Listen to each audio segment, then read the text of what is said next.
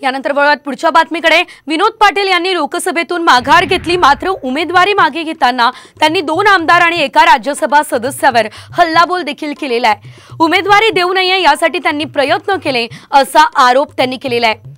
तर अपक्ष उभा राहिलो तर जिंकू शकतो, मात्र नाही जिंकलो मत कुणाला तरी पाडण्यासाठी उभा होता असा डाग मला लावून घ्यायचा नाहीये आणि इतर कुणाच्या फायद्यासाठी माघार घेत नाही असंही त्यांनी स्पष्ट केलंय।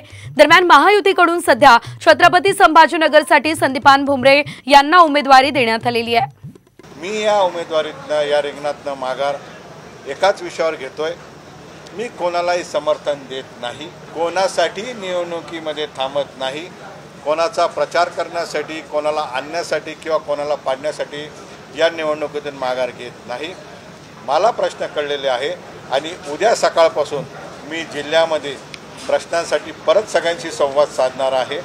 एकनाथ शिंदे साहेब मुख्यमंत्री, उपमुख्यमंत्री देवेंद्र फडणवीस साहेब या दोघांचीही तीव्र इच्छा होती विनोदला आपण उमेदवारी दिली पाहिजे।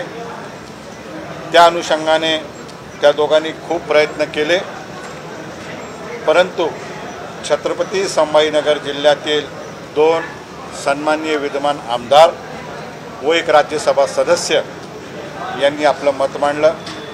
त्यांनी टोकाची भूमिका घेतली आणि मला उमेदवारी देऊ नये असा आग्रह त्या ठिकाणी धरला।